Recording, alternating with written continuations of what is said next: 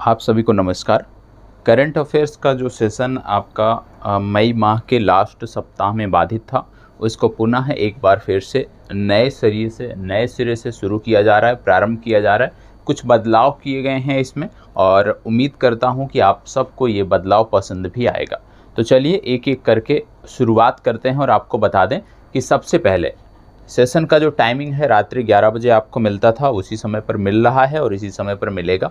दूसरी बात, इस सेशन में सबसे पहले अब कुछ प्रारंभिक परीक्षा से जुड़े हुए पुराने करंट अफेयर्स एक पंक्ति में जोड़े गए हैं। सबसे पहले हम उनको देखेंगे, इसके बाद जो आपका दैनिक करंट अफेयर्स चल रहा है वो हम देखेंगे और साथ ही साथ इस सीरीज के लास्ट में एक प्रश्न भी आपसे पूछा जाएगा और उस प्रश्न का जवाब आपको कमेंट बॉक्स में देना होगा। जितनी ज़्यादा से ज़्यादा डिटेल आप उस प्रश्न के बारे में बता सकते हैं उतनी बताइएगा। जिसका सबसे बेस्ट उत्तर रहा होगा उसको अगले दिन मैं बताऊंगा कि किसका सबसे बेस्ट था। तो चलिए शुरुआत करते हैं आज के करंट अफेयर्स के इस विशेष सेशन की। और जैसे कि मैंने बोला कि इसमें 3 भाग हैं, तो सबसे पहले पहला भाग जिसमें हम विभिन्न रूप से यदि महत्वपूर्ण रूप से देखें तो यहाँ पे कुछ फैक्ट दिए हुए हैं, कुछ आयोजनों के बारे में यहाँ पे बात की गई है। सबसे पहले उनके बारे में हम देख लेते हैं।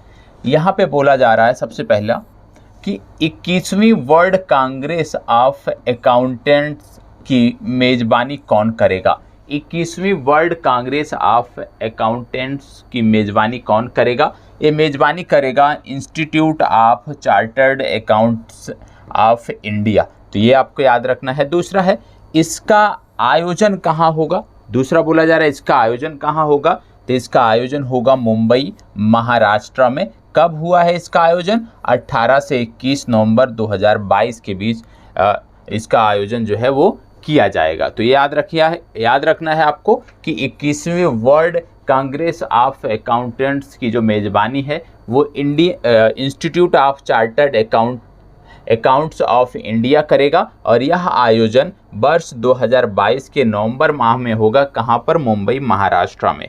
इसका केंद्रीय विषय क्या होगा? जब कोई आयोजन पूछा जाता है आपकी परीक्षा में या कोई आयोजन होता है तो उसका जो आदर्श वाक्य होता है, जो उसका केंद्रीय विषय होता है, ये महत्वपूर्ण हो जाता है। और यहाँ पर यदि हम इस आयोजन के केंद्रीय विषय की बात करें तो ये है बिल्डिंग ट्रस्ट इनेबलिंग सस्टेनेबिलिटी। ठीक है, बिल्डिंग ट्रस्ट इनेबलिंग सस्टेनेबिलिटी, ये इसका आप कह सकते हो आदर्श वाक्य है। आगे बढ़ते हैं और अगला देख लेते हैं। अगला फैक्ट क्या है? अगला फैक्ट यहाँ पे बात हो रही है देविका परियोजना की। ठीक है, पुराना है, पढ़ा होगा आपने। ठीक है, देविका परियोजना कई बार बताया गया है आपको। तो यहाँ पे बोला जा रहा है कि देविका परियोजना जो है कि कब तक पूर्ण होने की संभावना व्यक्त की गई है। तो आपको बता दें कि जो देविका परियोजना है इसके जून 2022 तक पूर्ण होने की संभावना व्यक्त की गई है। इसके साथ साथ यदि पूछ लिया जाए कि यह परियोजना किस नदी पर बन रहा है तो आपको बताना है यह परियोजना देविका नदी पर बन रहा है। यह परियोजना किस केंद्र शासित प्रदेश में स्थित है? तो यह परियोजना आपके जम्मू और कश्मीर में आपको देखने को मिलेगा। यह भी आपको पता होना चाहिए। तो 2 फैक्ट आपने देख लिए। ठीक है, आगे बढ़ते हैं और यहाँ पे बोला गया है प्रथम भारत गौरव पर्यटक ट्रेन की यात्रा कब प्रारंभ होगी। तो प्रथम भारत गौरव पर्यटक ट्रेन की जो यात्रा है ये 21 जून 2022 से प्रारंभ होगी। इस ट्रेन की 18 दिवसीय यात्रा कहाँ से प्रारंभ होगी? तो इस ट्रेन की जो यात्रा है ये सफदरगंज स्टेशन है नई दिल्ली, वहाँ से प्रारंभ होगी। यदि आपसे पूछ लिया जाए यह ट्रेन किस सर्किट पर यात्रा करेगी तो यह ट्रेन जो है ये रामायण सर्किट पर यात्रा करेगी, याद रखिएगा। तो भारत गौरव पर्यटक ट्रेन जो है ये किस सर्किट के लिए चलाई जा रही है? ये रामायण सर्किट के लिए चलाई जा रही है। और रामायण सर्किट में मतलब रामायण से जुड़े जो हमारे प्रमुख स्थान हैं, जो हमारे पवित्र स्थान हैं, उनको इस ट्रेन के माध्यम से इस सर्किट में जोड़ा गया है और ये जो ट्रेन है उन्हीं सर्किट की यात्रा पूरी कराएगी। आगे बढ़ते हैं। अगला है भारत का प्रथम FCT flow chemistry technology hub कहाँ स्थापित किया गया है। तो भारत का पहला FCT या फ्लो केमिस्ट्री टेक्नोलॉजी हब जो है वो हैदराबाद में स्थापित किया गया है। कब किया गया? 4 मई 2022 को।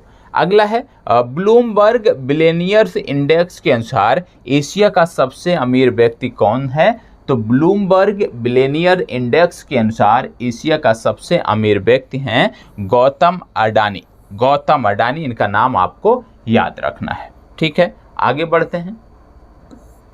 अगला है खेलो इंडिया यूनिवर्सिटी गेम्स के दूसरे संस्करण का आयोजन कहाँ हुआ? खेलो इंडिया यूनिवर्सिटी गेम के दूसरे संस्करण का आयोजन कहाँ हुआ? तो याद रखना है, खेलो इंडिया यूनिवर्सिटी गेम के दूसरे संस्करण का आयोजन बेंगलुरु कर्नाटक में हुआ। कब? 24 अप्रैल से 3 मई तक। ठीक है, खेलो इंडिया गेम महत्वपूर्ण है आपके लिए, इसलिए खेलो इंडिया यूनिवर्सिटी गेम्स का पहला आयोजन कहाँ हुआ था? इसका पहला आयोजन ओडिशा में हुआ था, भुवनेश्वर में।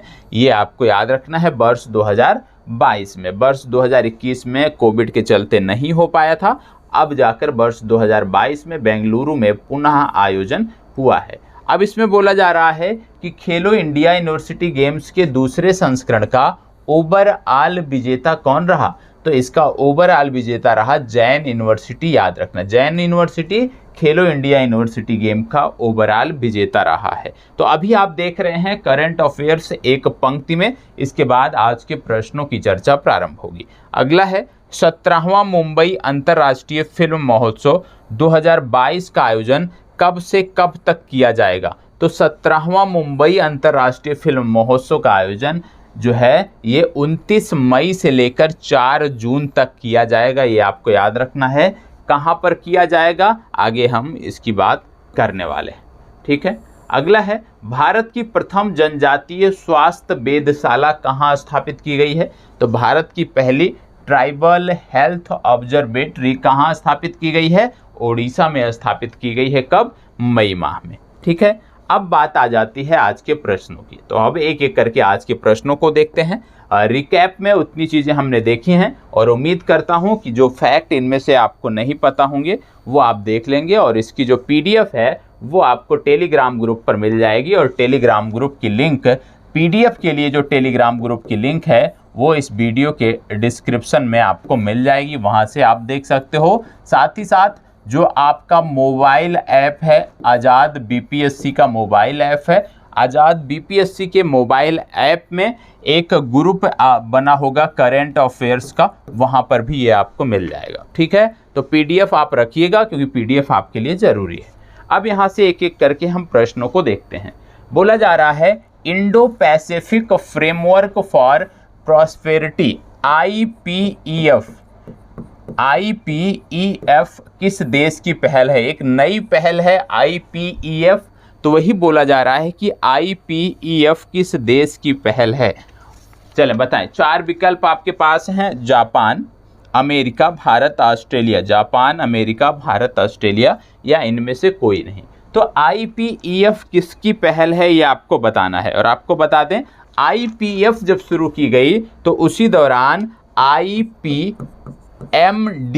ये भी पूछा जा सकता है, IPMDA किसकी पहल है ये भी शुरू की गई। तो दोनों एक ही आयोजन में शुरू की गई। और IPMDA के फुल फॉर्म की यदि हम बात करें तो Indo Pacific partnership for maritime domain awareness. ठीक है, Indo Pacific partnership for maritime domain awareness, ये इसका फुल फॉर्म है, ये आपको पता होना चाहिए। ठीक है, अब बात आती है कि किस देश ने इसकी शुरुआत की है। तो आपको पता होगा अभी हाल ही में क्वाड समूह की बैठक आयोजित की गई थी। और क्वाड समूह की जो बैठक थी कहाँ पर आयोजित की गई थी? जापान की राजधानी टोक्यो में आयोजित की गई थी।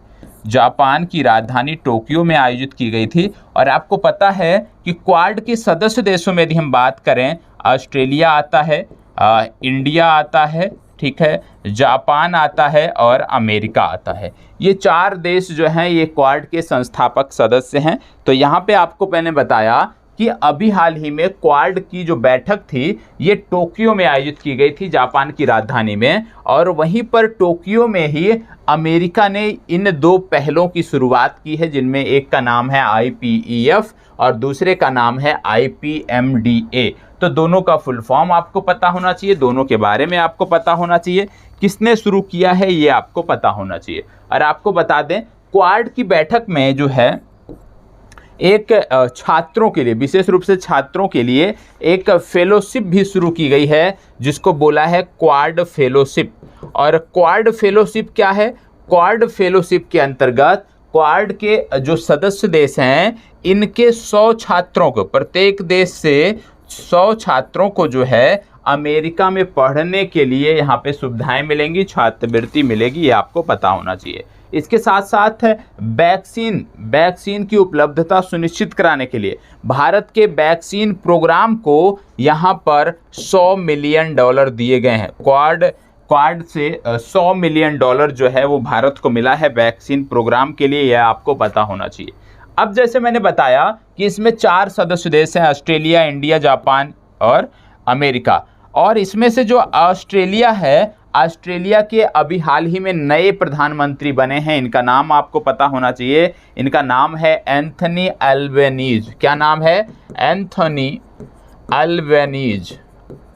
ठीक है, एंथनी अल्बनीज जो है यही क्वाड में भाग लेने गए थे और ये ऑस्ट्रेलिया के नए प्रधानमंत्री हैं, लेबर पार्टी के हैं। और लेबर पार्टी काफ़ी समय बाद, लगभग 11 सालों के बाद सत्ता में आई है, यह भी आपको पता होना चाहिए। तो पार्टी का नाम भी आपको पता होना चाहिए। ठीक है, चलिए आगे बढ़ते हैं।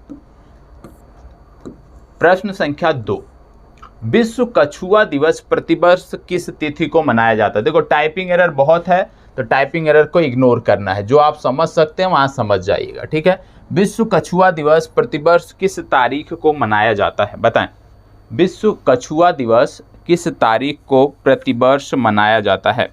देखो कछुआ दिवस की यहाँ पे बात हो रही है और आपको बता दें एक गैर सरकारी संगठन है जो ये मनाता है। और इस बार इनकी जो आप कह सकते हो आदर्श वाक्य या इनका जो आदर्श वाक्य था वो था सेलिब्रेटे।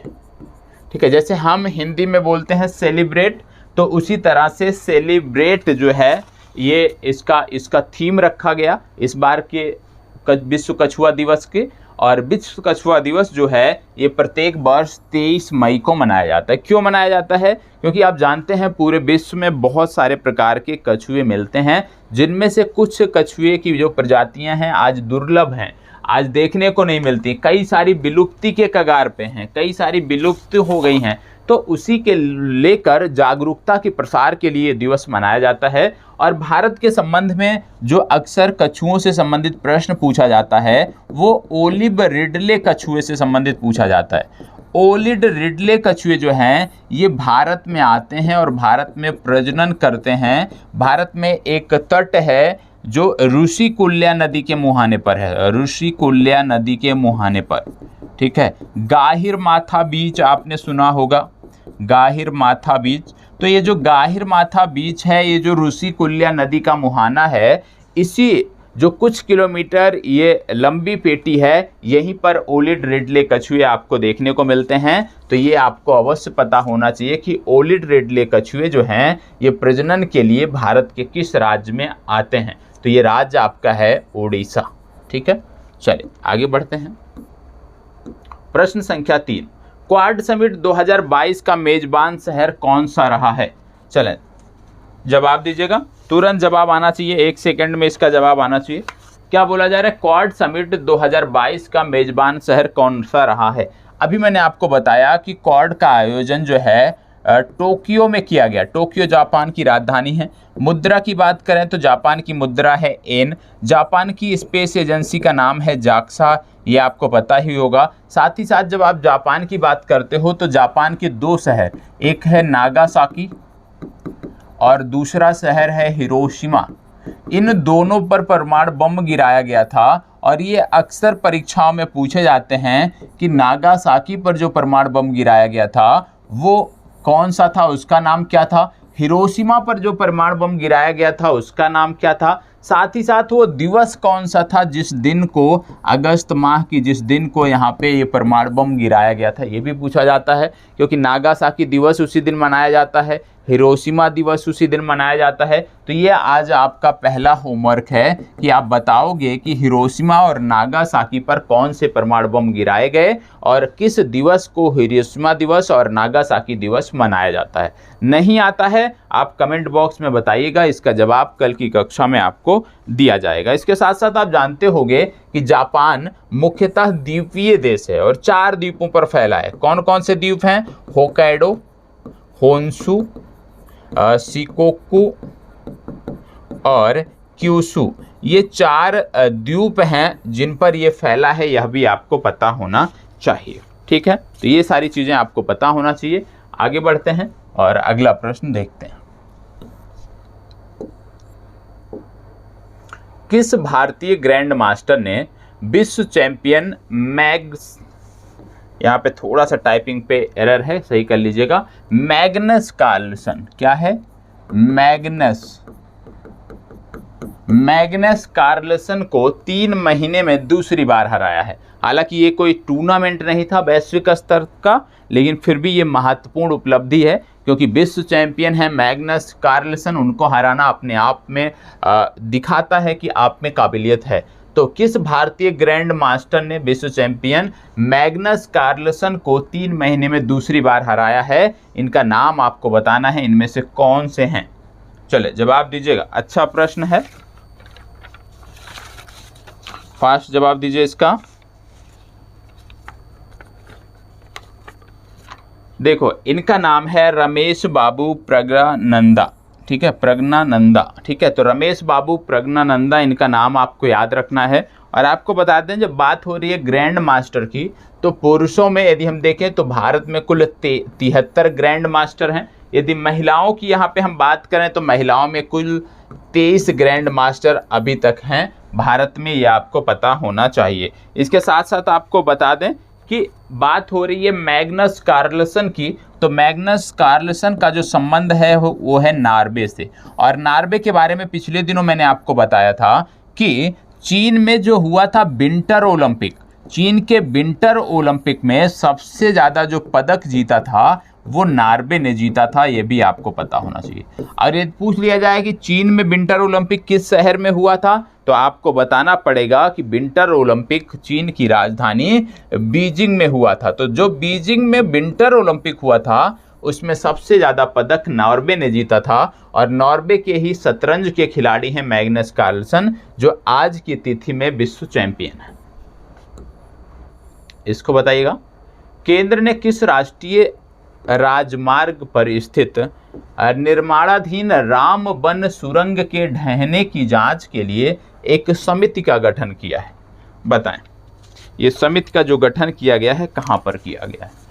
केंद्र ने किस राष्ट्रीय राजमार्ग पर स्थित निर्माणाधीन रामबन सुरंग के ढहने की जांच के लिए एक समिति का गठन किया है, आपको बताना है। मतलब यहाँ बात हो रही है कि ये जो रामबन सुरंग है ये कहाँ पर, किस हाईवे पर बनाई जा रही थी, बताएं, रामबन सुरंग। और आपको बता दें इसकी समिति की जो एक जांच के लिए एक समिति भी बनाई गई है जिसका नेतृत्व कर रहे हैं प्रोफेसर जेटी साहू, इनका भी नाम आपको याद रखना है। जेटी साहू इस जो निर्माणाधीन रामबन सुरंग थी जो ढह गई, इसकी जांच कर रहे हैं कि कारण क्या था, ये भी आपको पूछा जा सकता है। अब यहाँ पे आपसे पूछा जा रहा है कहाँ पर बन रही थी, तो आपको बता दें ये बन रही थी जम्मू श्रीनगर हाईवे पर, ठीक है। तो ए विकल्प आपका सही उत्तर है, जम्मू श्रीनगर हाईवे पर यह सुरंग आपकी बन रही थी। यहाँ पे बात हो रही है सुरंग की, टनल की, तो आपको बता दें भारत में एक सुरंग और अभी बन रही है जिसका नाम है T49। और T49 की यदि हम बात कर लें तो T49 भारत की सबसे लंबी रेल सुरंग होगी और इसकी जो लंबाई है ये लगभग 12.7 किलोमीटर है, लगभग 12 किलोमीटर आप कह सकते हो लंबी सुरंग ये है। और इसका नाम है T49। इससे पहले कौन सी थी, तो इससे पहले पीर पंजाल सुरंग थी, पीर पंजाल। और पीर पंजाल की जो लंबाई थी 11.2 किलोमीटर थी। और ये आप कह सकते हो अब दूसरे स्थान पर हो गई है। तो भारत की सबसे लंबी रेल सुरंग जो है वो है T49, दूसरी सबसे लंबी रेल सुरंग जो है वो है पीर पंजाल। दोनों का नाम आपको पता होना चाहिए। इसके साथ साथ जैसे आपने देखा कि बात हो रही है जम्मू कश्मीर की, तो जम्मू कश्मीर में लगातार परिवर्तन हो रहे हैं। और आपको बता दें यहाँ पे एक पंचायत है जिसका नाम है पल्ली पंचायत, जम्मू कश्मीर की पल्ली पंचायत। पल्ली पंचायत क्यों चर्चा में है? पल्ली पंचायत इसलिए चर्चा में है क्योंकि यह भारत की कार्बन न्यूट्रल पंचायत है। भारत की पहली कार्बन न्यूट्रल पंचायत बनी है पल्ली पंचायत, और ये जम्मू कश्मीर से संबंधित है, यह भी आप नोट कर सकते हैं। इसके साथ साथ जम्मू कश्मीर राज्य में एक और ऐप जो है वो बनाया है, उसका नाम है जन निगरानी ऐप। तो जन निगरानी ऐप जम्मू कश्मीर केंद्र शासित प्रदेश में लॉन्च किया गया है, ये भी आपको पता होना चाहिए। तो पल्ली पंचायत हो गया, जन निगरानी ऐप हो गया, इसके साथ साथ प्रोफेसर जेटी साहू हो गए। क्यों याद रखना है इनको? जेटी साहू को इसलिए याद रखना है क्योंकि राम वन सुरंग जो ढही है उसकी जांच इन्हीं की अध्यक्षता में की जा रही है। अब यूपी के दशहरी आम को देश विदेश में किस ब्रांड द्वारा बेचा जाएगा? चलो बताएं। आप जानते हैं कि उत्तर प्रदेश आम के मामले में यदि हम देखें तो आप कह सकते हैं भारत का सबसे बड़ा राज्य है जहां पे सबसे ज़्यादा आम उगाए जाते हैं, उत्तर प्रदेश ही। और उत्तर प्रदेश का जो योगदान है यदि हम देखें, लगभग भारत में जो आम उगाए जाते हैं उसमें लगभग 63% जो योगदान है वो उत्तर प्रदेश का होता है। अब यहाँ पे आपसे बोला जा रहा है कि यूपी के दशहरी आम को अब देश विदेश में किस ब्रांड द्वारा बेचा जाएगा। आप जान रहे हैं कि लगातार उत्तर प्रदेश राज्य सरकार इस दिशा में कार्य कर रही है। एक जिला एक उत्पाद के माध्यम से प्रत्येक जिले को जो है कुछ ना कुछ उत्पाद मिल रहा है जिससे वहाँ के स्थानीय कारीगरों को उसमें रोजगार मिल सके। अब यहाँ पे दशहरी आम की बात हो रही है तो आपको बता दें ये बेचा जाएगा काकोरी ब्रांड से। किस नाम से बेचा जाएगा? सी विकल्प, काकोरी ब्रांड से बेचा जाएगा। आम उत्तर प्रदेश में सबसे ज़्यादा प्रसिद्ध कहाँ से है? तो ये है मलिहाबाद। ठीक है, मलिहाबाद। यहाँ विभिन्न प्रजातियाँ मिलती हैं। यहाँ पे एक किसान भी हैं जिनको पद्मश्री भी मिल चुका है आम की फसलों के संदर्भ में। तो काकोरी ब्रांड से बेचा जाएगा। अब काकोरी से कुछ आपको याद आया? काकोरी ट्रेन लूट कांड अभी तक आप पढ़ते रहे होंगे और उत्तर प्रदेश ने उसका नाम बदल कर दिया है काकोरी एक्शन डे।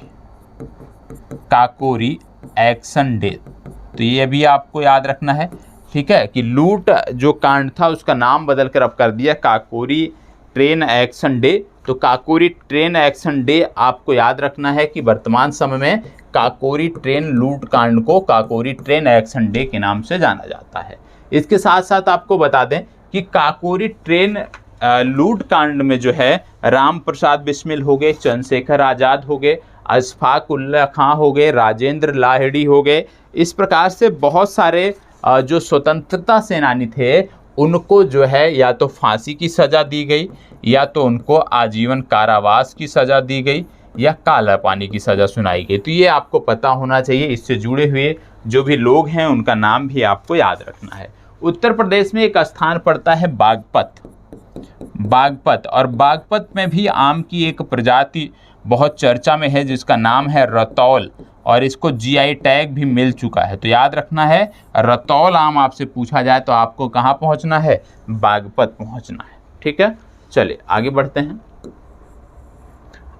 दिवसीय अनिवार्य मंकी पॉक्स क्वारंटाइन शुरू करने वाला पहला देश कौन सा है? मंकी पॉक्स क्वारंटाइन शुरू करने वाला पहला देश कौन सा है? वह देश कौन सा है जहां पर मंकी पॉक्स क्वारंटाइन शुरू कर दिया गया है? आपको बता दें ये जो देश है ये देश वैश्विक संस्थाओं के संदर्भ में महत्वपूर्ण है।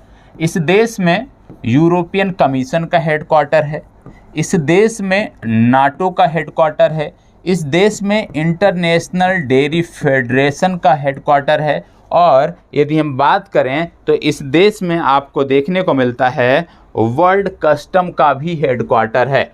वर्ल्ड कस्टम का भी हेडक्वार्टर है। और आपको बता दें ये सारे के सारे जो हेडक्वार्टर हैं वो कहाँ पे देखने को मिलेंगे? वो देखने को मिलेंगे ब्रुसेल्स में। और ब्रुसेल्स कहाँ पे है? ब्रुसेल्स है बेल्जियम की राजधानी, तो ब्रुसेल्स में देखने को मिलेंगे। तो इसका मतलब है इसका सही उत्तर क्या है? बेल्जियम। अब यहाँ पे मैंने आपको बताया यूरोपीय कमीशन, तो याद रखिएगा यूरोपीय यूनियन अलग शब्द है और यूरोपीय कमीशन अलग शब्द है। अब यहाँ पे इसके बारे में डिटेल बात हम क्यों कर रहे हैं? बात इसलिए कर रहे हैं क्योंकि यूरोपीय कमीशन की जो प्रमुख हैं इनका नाम आपको याद होना चाहिए। इनका नाम है अर्सुला, नाम याद होना चाहिए, नोट कर लीजिएगा, अर्सुला वान डेर लेथम। ठीक है, इनका नाम आपको याद रखना है अर्सुला वान डेर लेयन। क्यों याद रखना है? क्योंकि अर्सुला वान डेर लेयन जो कि यूरोपीय कमीशन की प्रमुख हैं, ये भारत आई थी। क्यों आई थी?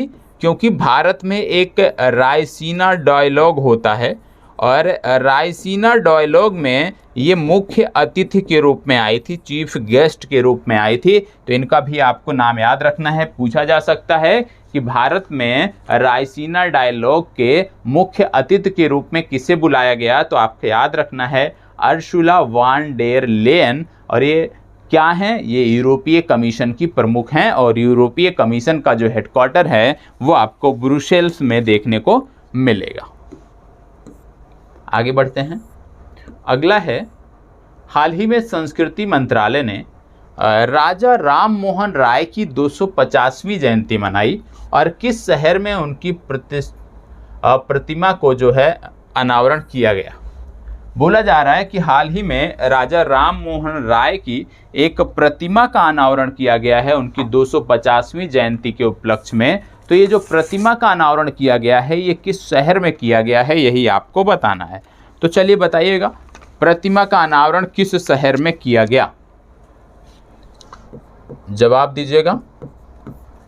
राजा राम मोहन राय की बात हो रही है तो आपको जवाब देना है। चले बताएं। देखो, ये प्रतिमा का आयोजन किया गया कोलकाता में। कहाँ पे किया गया? कोलकाता। कोलकाता कहाँ पे है? पश्चिम बंगाल की राजधानी है और साथ ही साथ ये हुगली नदी के तट पर है। किस तट पर है? हुगली नदी के तट पर है, यह भी आपको याद रखना है। अब राजा राम मोहन राय की बात हो रही है तो राजा राम मोहन राय ने विभिन्न संस्थाओं की स्थापना की थी और सबसे पहले 1814 में एक संस्था स्थापित की थी जिसका नाम था आत्मीय सभा। ये आपको पता होना चाहिए। आत्मीय सभा की स्थापना 1814 में इन्होंने की थी। फिर 1821 में कलकत्ता यूनिटेरियन एसोसिएशन की स्थापना की। 1828 महत्वपूर्ण है, क्यों? क्योंकि इस दौरान ब्रह्म समाज की स्थापना की गई। ये आपको पता होना चाहिए। ब्रह्म समाज की इन्होंने स्थापना की 1828 में। 1829 ईस्वी में इन्हीं के प्रयासों से सती प्रथा का उन्मूलन हुआ 1829 ईस्वी में, यह भी आपको पता होना चाहिए। साथ ही साथ यह भी पता होना चाहिए कि राजा राम मोहन राय जो है ये 2 पत्रिकाओं को भी संपादन का कार्य करते थे, जिनमें एक था संवाद कौमुदी और ये बंगला भाषा में हुआ करता था, और एक दूसरा था मिरातुल अखबार, ये फारसी भाषा में निकलती थी। तो ये भी आपको पता होना चाहिए। साथ ही साथ राजा राम मोहन राय को भारतीय पुनर्जागरण का पिता भी कहा जाता है, यह भी आपको पता होना चाहिए। ठीक है, आगे बढ़ते हैं। हाल ही में यहाँ पे एक सांप की नई प्रजाति का नाम लिखा गया है और बोला गया है कि ये जो सांप है ये कहाँ पर खोजा गया, तो बताएं। चले बताएं, मायाज पिट वाइपर ये कहाँ पर खोजा गया है, आपको बताना है।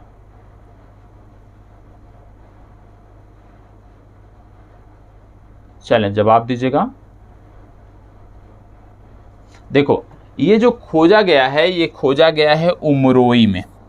उमरोई अक्सर याद होगा, कई सारे हमारे सैन्य अभ्यास होते हैं जो उमरोई में होते हैं। उमरोई एक मिलिट्री स्टेशन है और कहाँ पे है? ये मेघालय में है। तो ये मेघालय में खोजा गया, मेघालय के उमरोई में खोजा गया, ये आपको पता होना चाहिए। अक्सर इस तरह के प्रश्न आपकी स्टेट लेवल की परीक्षाओं में नहीं आते हैं, लेकिन फिर भी हमें ध्यान रखने की ज़रूरत होती है। इसको बताएं। संगीत अकादमी ने 2020 से होगा 2020 से 2022 की अवधि के विभिन्न कलाकारों को संगीत कलानिधि और अन्य पुरस्कारों की घोषणा की। ये पुरस्कार किस मुख्यमंत्री द्वारा प्रदान किए जाएंगे। यहाँ पे बोला जा रहा है कि संगीत कला अकादमी जो है उसने अपने पुरस्कारों की घोषणा की है, जो इनके वार्षिक पुरस्कार होते हैं। क्योंकि कोविड के कारण ये स्थगित हो गया था, तो 2020 से लेकर 2022 तक के लिए इन्होंने घोषणा की है। तो ये जो पुरस्कार घोषित किए गए हैं, इसको किस मुख्यमंत्री द्वारा प्रदान किए जाएंगे। कौन सा मुख्यमंत्री संबंधित कलाकारों को ये पुरस्कार देगा। Shivraj Singh Chauhan, Yogi Adityanath, Mamata Banerjee, MK Stalin. बताएं।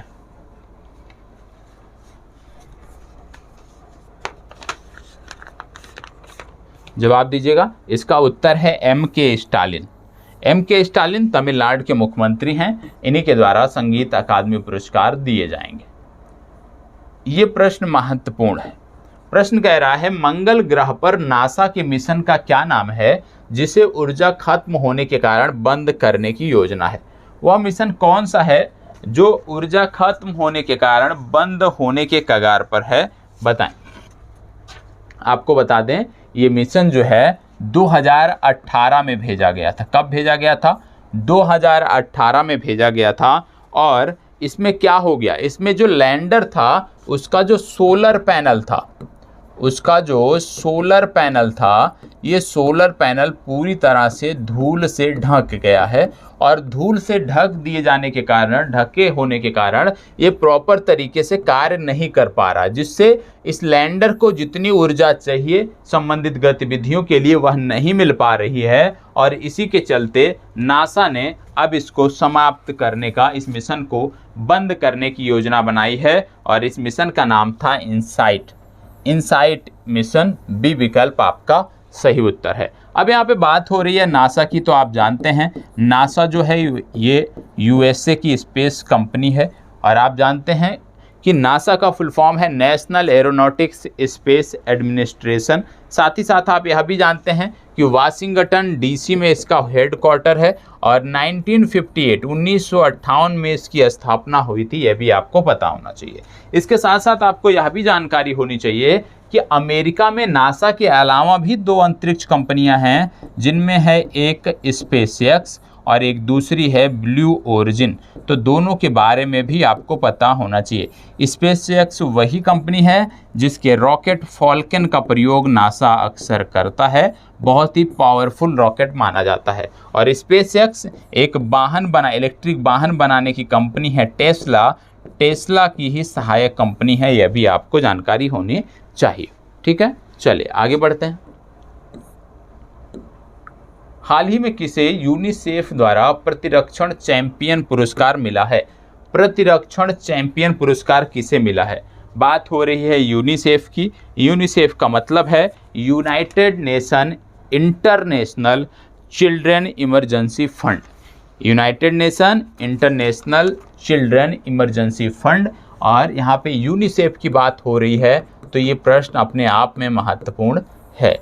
आपको बता दें कि एक रेडियो जॉकी थे, विशेष रूप से ये कश्मीर से संबंधित थे। और इन्होंने क्या किया, क्योंकि रेडियो जॉकी थे तो बहुत सारे लोग इनको सुनते रहे होंगे, तो इन्होंने क्या किया, दक्षिण कश्मीर से संबंधित ये रेडियो जॉकी थे। इन्होंने क्या किया कि जब कोविड महामारी फैली थी, तो अपने प्रोग्रामों के माध्यम से, जो इनके प्रोग्राम होते थे, उसके बाद ये दर्शकों को, अपने सुनने वालों को जागरूक करते थे। साथ ही साथ इन्होंने वैक्सीन को लेकर भी जन जागरूकता का प्रसार किया अपने कार्यक्रमों के माध्यम से, अपने रेडियो चैनल के माध्यम से। और उसी को ध्यान में रखते हुए इनको ये पुरस्कार दिया जा रहा है। इनका नाम है RJ उमर। क्या नाम है? RJ उमर। तो याद रखा है, बी विकल्प सही उत्तर है। RJ उमर निसार इनका पूरा नाम है। ठीक है, तो टीकाकरण के महत्व को बताने के लिए कोविड-19 गाइडलाइन का फॉलो करने के लिए लोगों को जागरूक किया और उसी के संदर्भ में ये पुरस्कार इनको मिला है। दक्षिण कश्मीर से ये संबंधित हैं। हाल ही में ये प्रश्न थोड़ा सा विवादित था, इसको हटा देते हैं। हाल ही में किस राज्य के मुख्यमंत्री ने आयु ऐप लॉन्च किया है? बोला जा रहा है कि आयु ऐप किस राज्य के मुख्यमंत्री ने लॉन्च किया है, बताएं। सबसे पहले देखें, आयु ऐप के बारे में बात हो रही है यहाँ पे।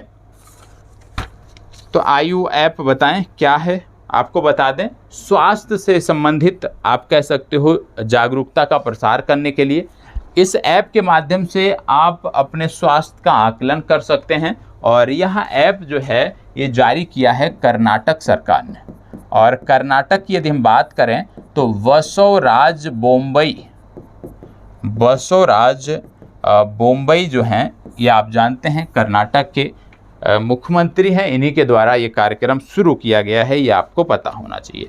आपको एक जानकारी और दे दें पिछले प्रश्न से जोड़कर कि भारत में एक शब्द यूज किया जाता है आशा, ठीक है। और ये जो आशा वर्कर होती हैं इनके बारे में आपको पता होना चाहिए। आज के संदर्भ में ये बहुत महत्वपूर्ण है। क्यों? क्योंकि WHO द्वारा इनको एक पुरस्कार दिया, विश्व स्वास्थ्य संगठन ने इनको एक पुरस्कार दिया है। उस पुरस्कार का नाम क्या है, नोट कर लीजिए। इसका नाम है director general global health leaders award. Director general global health leaders award 2022।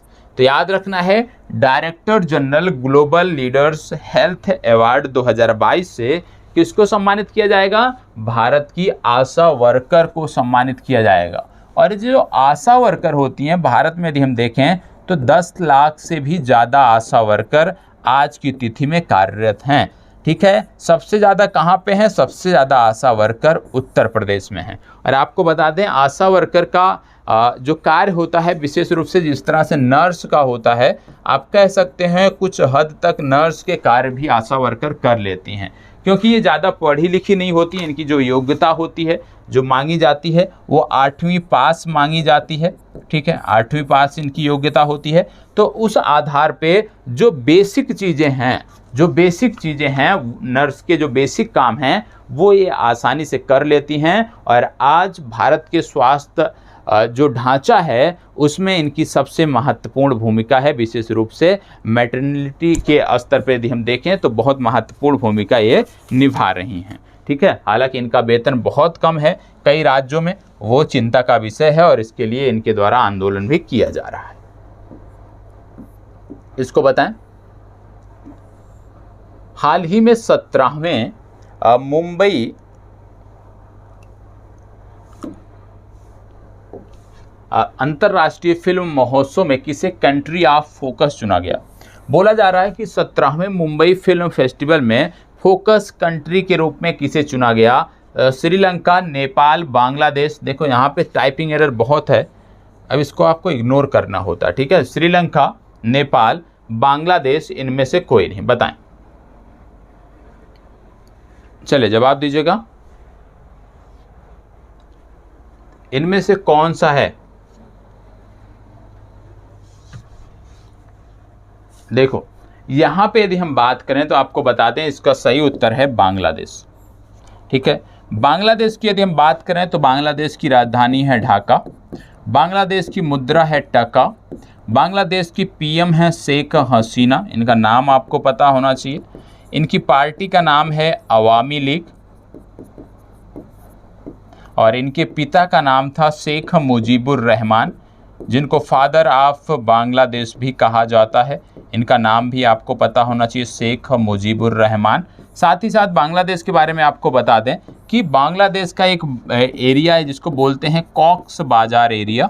और कॉक्स बाजार एरिया मैंने कई बार बताया है कि रोहिंग्या से संबंधित है। वर्तमान समय में सबसे ज़्यादा रोहिंग्या की जो आबादी है यहीं पे रह रही है। और एक द्वीप चर्चा में आया था जिनका नाम था भाषण 4 द्वीप। भाषण 4 द्वीप जो था ये बांग्लादेश के अधीन आता है और बांग्लादेश ने रोहिंग्या को भाषण 4 द्वीप पर बसाना शुरू किया है, जिसको लेकर काफ़ी विवाद भी हो रहा है। इसके साथ साथ बांग्लादेश में 2 बंदरगाह आपको याद रखना है, चटगांव और मोंगला। ये 2 बांग्लादेश के प्रमुख पोर्ट हैं, इनके बारे में भी आपको पता होना चाहिए। बांग्लादेश हमारा पड़ोसी देश है, ठीक है, इसके बारे में भी जानकारी आपको होनी चाहिए।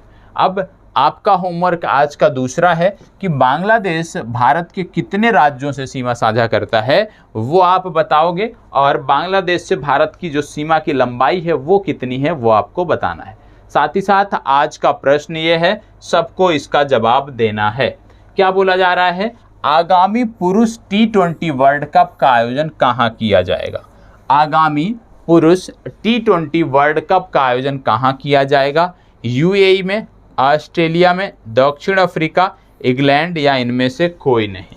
कहाँ पर किया जाएगा आपको बताना है। अब इसमें क्या क्या चीज़ें आप बताओगे, देखो जो सबसे ज़्यादा डिटेल में इसकी जानकारी देगा उसका नाम जो है कल की कक्षा में मैं बताऊंगा, उसके कमेंट को मैं बताऊंगा। क्या चीज़ें यहाँ पे ध्यान रखनी है कि जब आप बताओगे कहाँ पर हो रहा है, तो इसके साथ साथ क्योंकि बात हो रही है वर्ल्ड T20 विश्व कप, तो आप सबसे पहले इसकी गवर्निंग बॉडी होती है ICC, इंटरनेशनल क्रिकेट काउंसिल, इसके बारे में बता दोगे। इसका हेडक्वार्टर कहाँ है, इसके प्रमुख कौन है, इसके बारे में बता दोगे। इसके बाद आप बताओगे कि किस देश में हो रहा है, उस देश से संबंधित जितनी जानकारी आप दे सकते हो, जैसे मुद्रा, राष्ट्रपति या प्रधानमंत्री या राष्ट्राध्यक्ष, साथ ही साथ यदि कोई प्रमुख स्थान है तो आप उस देश से संबंधित कितनी जानकारी दे सकते हो, वो सभी के सभी आपको उपलब्ध कराना है। तो आज की ये जो चर्चा थी करंट अफेयर्स की, यहीं पे समाप्त होती है।